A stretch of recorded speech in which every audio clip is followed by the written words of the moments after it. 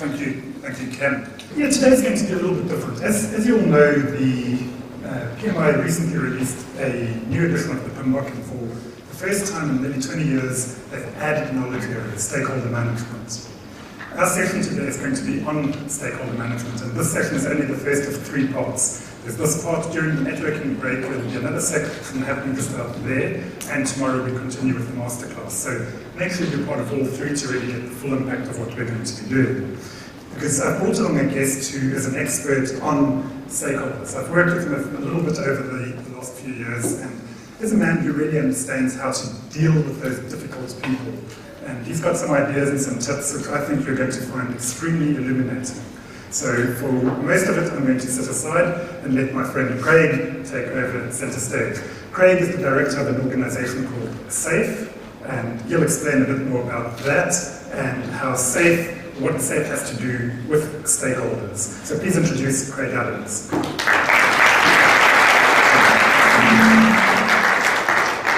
Good morning. When Jurgen called me about this work, I could have sworn that he said he was after a good snakeholder. Curious. You may be wondering, well, what indeed does handling snakes have to do with management? But I think you'll find as we go through this that the principles of management are fairly universal regardless of what type of discipline you're in. And I think we're going to be able to prove that. And if we can't, we're going to have a bit of fun with snakes. And the first came off the bank is a red-bellied black snake. It's the easiest one to identify. You're all probably familiar with them. You hear a lot about them. Otherwise, when I was at the reptile park, I get half a dozen calls every day about the red-bellied black snake that was on the path. I said, look, it's just a volunteer. It's just a volunteer exhibit. Let it do its thing. They're easy to identify. Identifying snakes is very tricky, but arguably a red-bellied black snake is one of the most beautiful venomous snakes in the world, without question. And its temperament, I'd have to say, it's a bit of a lovable larrikin.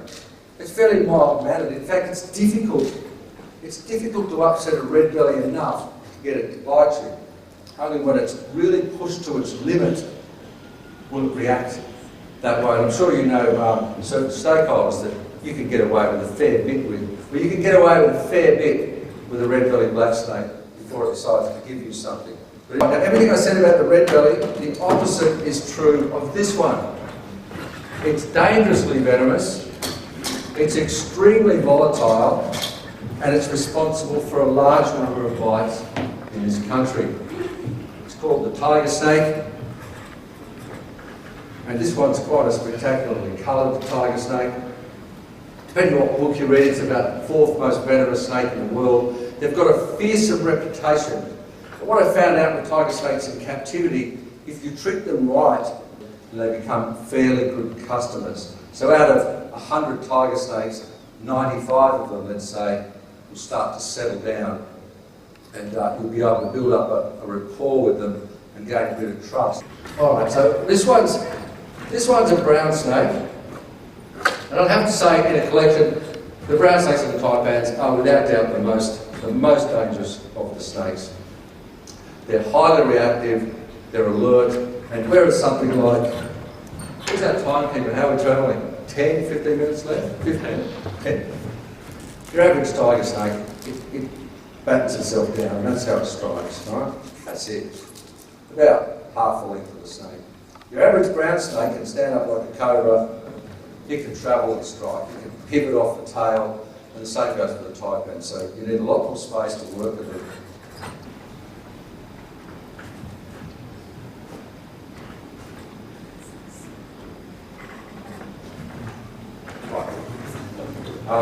We'll just let Jurgen get a few close-ups there. You can see it's alert. There's an entirely different feel about this snake than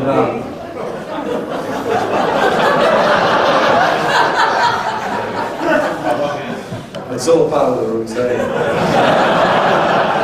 Thank you very much. It's no wonder it's my favourite animal. That's all they need to do, one strike, one lunge, then go back to bed, please. So look, closer, you'd like me to do that. You might be able to help me put it away.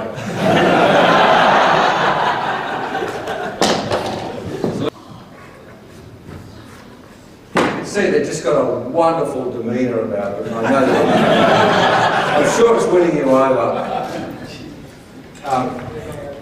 And straight away, as soon as the movement comes over, as soon as it detects there's a threat, it's ready to react. So, it does take a little bit, and they certainly deserve our respect. But they are magnificent, magnificent snakes, all told. Now I'll just see if I can get this worked out. So I'll keep the bag still, otherwise it's striking at the bag. Whoop. Anyone who's going to use one of these hoop bags, if you ever call a snake catcher around, you want the bag they have to be deep. The last thing you want is that snake to come springboarding back out. If you wouldn't mind just holding the end of that.